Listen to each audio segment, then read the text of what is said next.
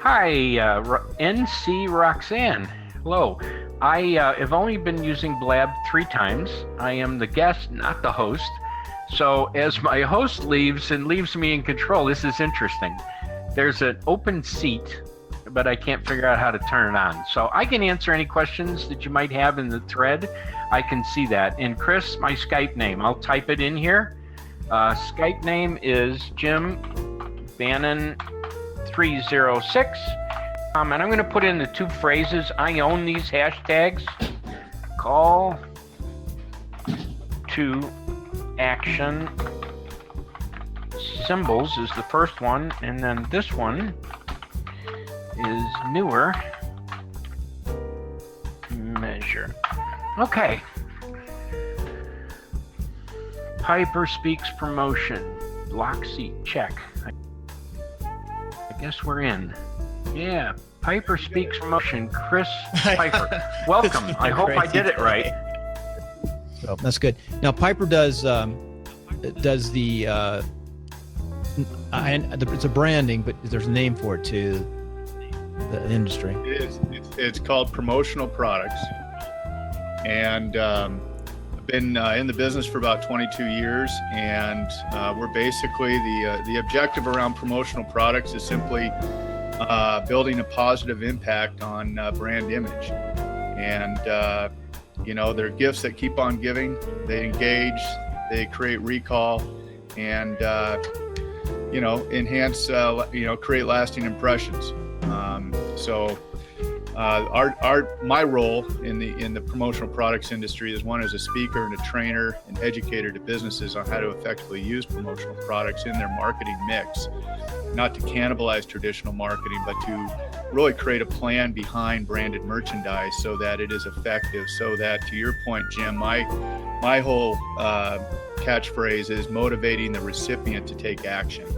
So when we create a branded product, we're building a plan behind it so that when I give it to Jim or Bill or welcome Roxanne, I want to be able to motivate you guys to take an action that is designed by our client, and that's either going to a digital platform, social media platform, or simply coming to a trade show booth or a grand opening to experience a new product launch, like with Verizon Wireless, or a new product launch via Intel in partnership with one of their value-added resellers.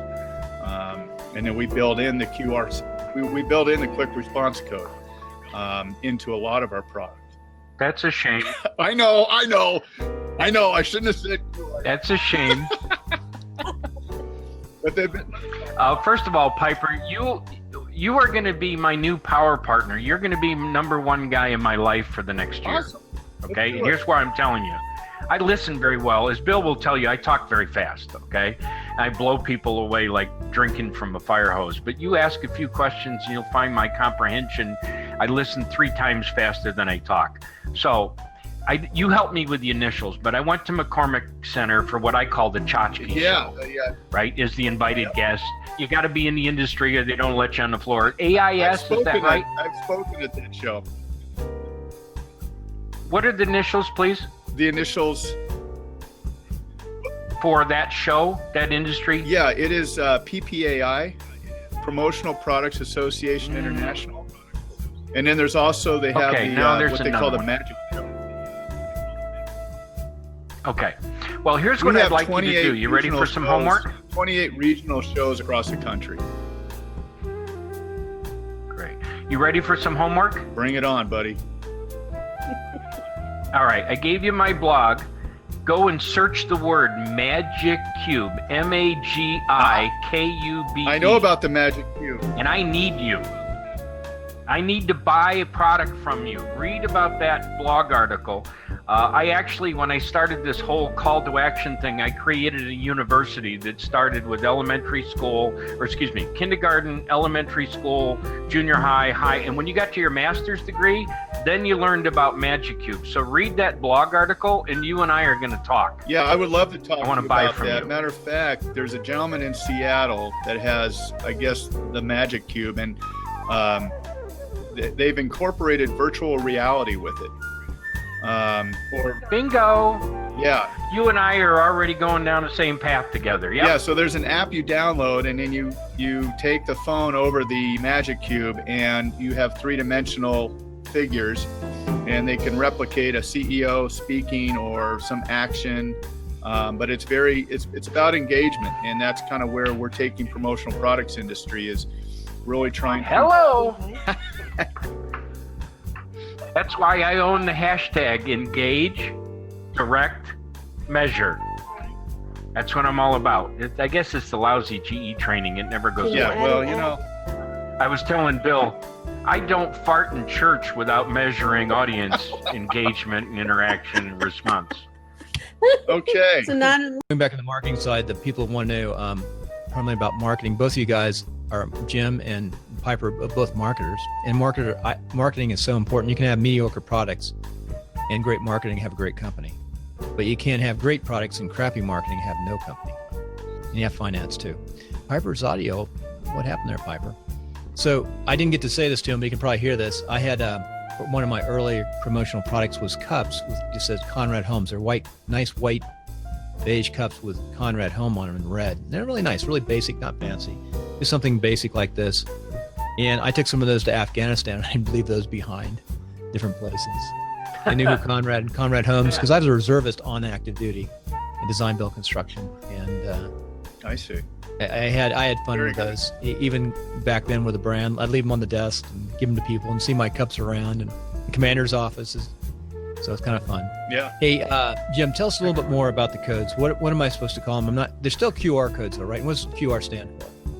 What he said, it's quick response. You're up- Okay, you're and up- you were the host, and I was responding. Piper, you're up in Oregon? I am up in Oregon, Bend, Did the Oregon. militia cut your lines up? Oh, Yeah, the militia are about 2 hours east of me. Okay. So I'll show you. From Idaho coming over. I may come visit you. My brother owns property in Bend. Well, come on up, Jim. We'll have a beer at. I'm serious about that. I have a motorhome, and when it gets over 100 here, we're going to be history. And on our bucket list is the Pacific Northwest. So Bend would be perfect. And like I said, I wasn't kidding you. I want to buy from you this year. You and I are going to make a great power partnership. But Bill, can I ask your permission, please? You know, on the podcast part, you were the host and I was the responder. I've prepared some things. Can I sort of Absolutely. be Go ahead, take the it. leader for? I love it. you? I'll just Okay. listen. It was good. All right. So first of all, my company mission is bringing the offline world to your online presence. Pretty simple. Most people understand that. The second byline is using call to action symbols, CALL, the number 2 symbols, trademark, as the entrance ramp to the information highway. And that's what I want to talk about today. Now, a little humor, I'm used to speaking to either one person or 5,000, and I prefer 5,000. So picture me at a microphone in front of 5,000 people at the Hyatt in Chicago, all right? And you know how the speaker says, you know, we got some housekeeping things to take care of. So first of all, the men's room is down the hall over here. The ladies' room is down the hall over here. My dad always taught me when you were a speaker to be brief, be entertaining, and be gone. But my attitude is with this vehicle, I want to get a message across, and as I'm not making any money, I'm not trying to sell or push anything on you. So my job is to talk and your job is to listen, and hopefully I'll complete my job before you complete your job. Fair enough? Fair enough. Go ahead. So I have no dog in the hunt. I'm not going to make any money out of the gift that I'm giving you today. So that's my objection up front, because when I say QR codes or I start being aggressive and promoting my passion, a number of people say, oh, he's trying to pitch me. You know, nobody wants to be sold, and especially on social media, they have attention span that's about this big. If you can't communicate 140 characters at a 5th grade educational level, they're gone. So for those people that might be in the audience where there's contempt before understanding, Why don't you just bring up all your objections now? We'll deal with them, right? Because I'm here to answer and educate, and I think we can turn it into a very positive. Because like I said, Piper, I avoid the term QR codes like the plague. I've got years of experience at this thing. As soon as you use that term, people are gone. They got their mindset to something. Oh, those are old. Oh, aren't those obsolete? All right. But I have never, ever, ever, and I've spoken to hundreds, probably thousands of people about call to action symbols. Yeah, you're doing number one wrong. Sorry, you're doing number one wrong. Okay, I'm going to give you an. I agree. I'm going to give you an. I agree. Infographic right here. I agree that this is not something that we would want to do. However, in the presentation and based on the client's needs and comfort level for the audience that was receiving this, which were students coming into this university. Yeah, would you trust me for a second? I will, but I wanted to. Can I ask you to trust me? All right. Yeah. Here, take a look at this. Oh, it's backwards. God, I can't. I solved the mirror problem. It's fine. It's not backwards to us. Okay, good. These are the rules of 4. Okay, in Walmart and you, I'm not trying to be nasty. I'm trying to be productive. Walmart and you are doing the number one thing wrong. I say never, never, never, never, never, never. Bill, did I say never? Yes. Never publish a QR code. Notice I use that term. Naked and alone. Because you'll fail. You will lose 70 to 90% of your audience. I have 14,000 pieces of data to prove that. Never, never, never publish a QR code naked and alone. About 95% of people do. Because folks don't know what the hell that is. They don't have the app. If you don't do it right, they can't scan it with a tablet.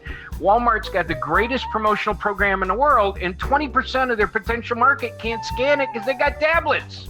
All right. So if you trust me and you follow my education for free, you will always, always, always put a shortened URL along with that QR code, and voila, it becomes a call to action symbol. Because even if my wife doesn't know what that pizza box is with all those square dots and they call it a barcode, or they think they take a picture of it with a camera, and yes, I've been at this for a while, so I know all the negatives, they still recognize HTTP. And you know, in today's world of mobile marketing, where the phones are always connected, people can type in HTTP. And by the way, I can convert a URL that's hundreds of characters long, like a Google Map route that I do for my bike groups, into 5 characters. It's deliver, intentionally misspelled, deliver.com, and then 5 digits. Okay, this is the power and the magic of my partner, who actually is the CEO and founder of deliver.com. And he called me on the phone one day. He says, Jim, I don't want you selling my software. That's how the conversation started. He says, I'm the founder and CEO. I don't talk to customers. I got people to do that. But you I want to talk to, because I can't figure out what the hell you're doing. But I'll tell you this, you've always been honest and you've always been transparent. So what are you doing? So we got into a 2-hour discussion and we became friends. I'm going to be the best salesperson you never paid. All right, so that'll give you a little background. I know what I'm talking about. I spent 2 years failing, and you can either go on and fail yourself or you can follow my instructions and you can succeed. Okay, number 2, bring him to a mobile optimized page. And yes, I do know the techie stuff. You say, oh, I've paid a lot of money and I hired Joshua Alexander and he built a mobile, God, I'm going to get the word wrong. Why did I get a brain? Mobile optimized, mobile. Come on, help me with the word, Bill. Just mobile optimization, optimized. No. The other word, mobile responsive. Website. Thank you. That's the key technical, big difference. Mobile responsive WordPress site, okay? You don't want a mobile responsive site. You want a mobile optimized. What that means is you actually throw away the kitchen sink. You say, forget about websites, forget about browsers, because 70% of your audience ain't using it. And start from scratch and build a mobile app from the ground up. And I can build tens of thousands of mobile apps for free, all right? And we'll go into that more. So bring them mobile optimized. Number 3, and here's where everybody else fails. Give them a kiss and a hug, for crying out loud. They just went through the effort to download this app, to learn it. They're scanning your code. You don't want to bring them to your homepage, which is what 95% of the people do. They're going to be gone in under 4 seconds. You want to bring them to something all about them, me. So you want to bring them value, kiss and reward. If you're a restaurant, and they scan the code and they just bought an entree, give them a free dessert. If you're my client, which was Interstate Batteries, if they scan that code, don't bring them to your webpage. Bring them to a mobile optimized site with a funny commercial that they actually want to watch. It's a humorous commercial. And then give them 15% off their battery. That's what people want to hear. If you're Walmart, make sure that every register in the world, and 100 million people get these in their hands, make sure that when they scan that app, if there's any item they just bought that's cheaper anywhere in your competitors, you're going to give them a rebate for the difference. That's a kiss and a hug that's huge. If you hit people in their pocketbook, they're going to change their behavior. And then number 3, am I prejudiced? Yeah, but have I proven it? Yes. People are not going to read text. Remember, they don't read in America anymore, but they will watch a video. Okay, they will read infographics. Yeah. So try to be video, and then if not, graphics heavy. That's the rule of 4. And I've got a 2-minute and 34-second video that I can lead you to that is my presentation about this topic to the Google Development Group. So sorry, Peter Piper. Pay the Piper. You were doing it wrong. Pay the Piper. Yeah, there you go. You were doing it wrong. Well, I agree with. Fair enough, Jim. I am totally on board with your philosophy and your approach to this and how you message it.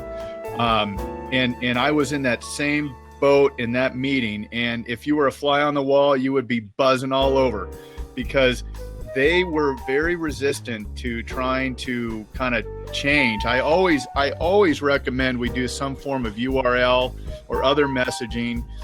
We're now actually utilizing logos with the QR code embedded into the logo. With the I like what? that. I'd like to figure out how to do that. With the what? No, you don't want to do that, and we'll talk about that. That's the other thing that's Jim. Yeah. I know you're very passionate. I know. Go ahead, I'm listening. I've been there, done that. This is not my first rodeo. I know it's not your first rodeo. It's not mine. Okay, I'll give you an example, and then you'll buy into what I'm saying. I was there with the introduction of the first UPC barcode. Okay? Can you hear me, Chris? I can't hear you, Chris. We can hear fine. Keep on going. We're recording. So I'm hoping you can hear me. Anyway, that was the Kroger food store in the Kenwood Shopping Center in 1974. UPC codes really took off when Sam Walton said, hey, all manufacturers, let me tell you a little story. I'm not scanning your codes at my register because you're not producing them right. The next time I have a failure, it's a $10,000 fine. Any questions, guys? And that revolutionized the industry. So when I was pushing my rope uphill with the call to action symbols that are totally different than barcodes, I knew that I had to turn around a lot of bad misconceptions, a lot of terrible practices. Who would ever mess with a UPC code so it didn't scan so that Sam would charge him $10,000? Nobody would do that. However, when it comes to QR codes, there are tons of people. Oh, make it red, make it green, make your logo in it, put it in the ear. Do all these things to make it less able to scan. Did you forget your objective? Your objective is to communicate to people. You need to get them to take action. So anything you do to mess with that code is not right. And yes, it can be done. I know what I'm talking about. Yeah, I can do it with the software that David and I have. But I strongly suggest you don't do it. Who cares if the UPC code is ugly? Who cares if the call to action symbol is ugly? It's not what it looks like, it's what it does. And people don't take advantage of what it does at all. So here's the video. 2 minutes and 34 seconds tells you how to do what it does better than you've ever seen in your life. Now, I'm sorry I'm passionate. That's why I led up this discussion with, I'm not cocky. I am here to help you, not to pitch and help me. It's all altruistic, which is why we got to get it done right, okay? Now, my reaction is a lot of people give me all the negatives. So, you've heard the expression, no good deed goes unpunished.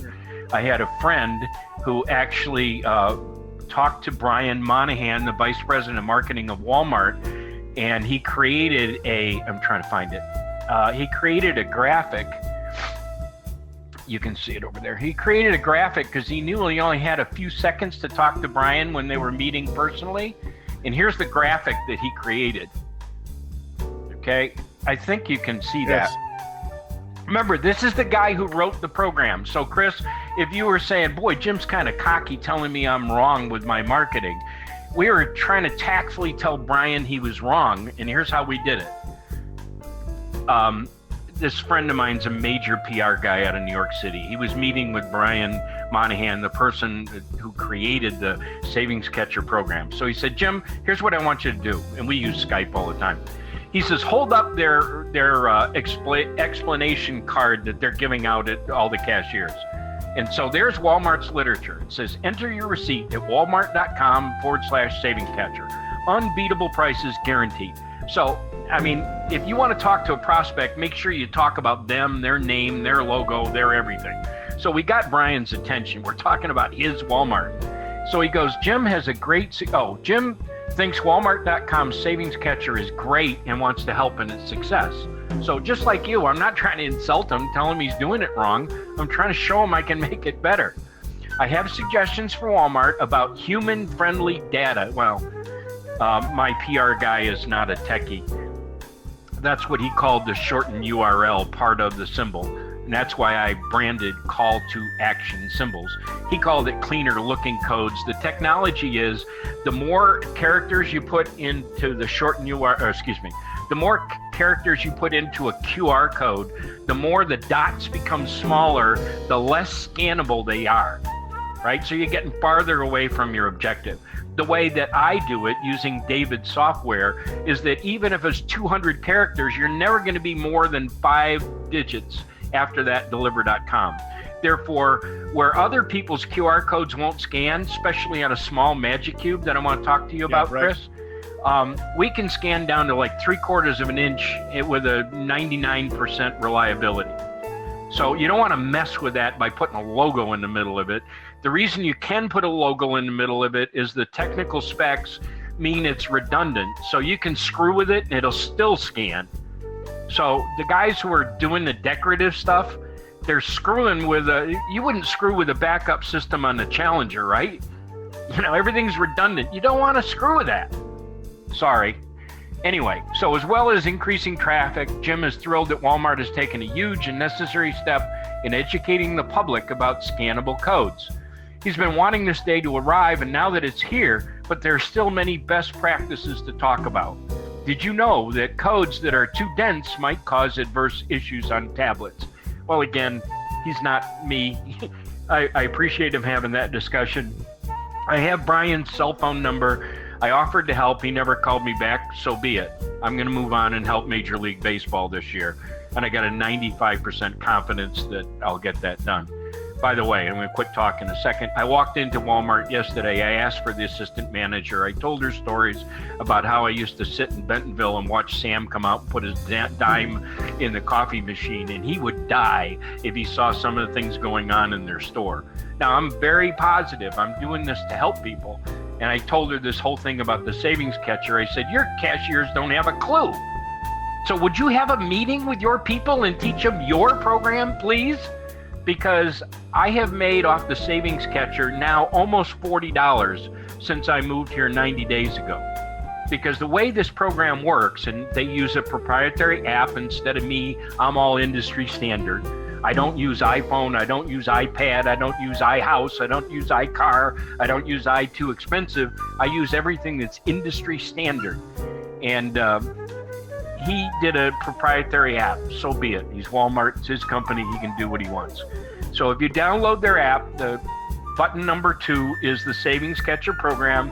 You just scan their QR code. It is a QR code. It is not a call to action symbol because it doesn't have the shortened URL part of it. If it did, it would become a call to action symbol.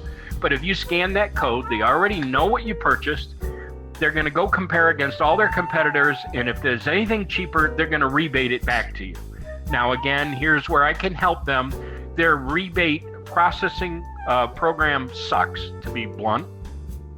The way it should be is you generate another call to action symbol that you just show your smartphone to the cashier, she scans it, and you're done.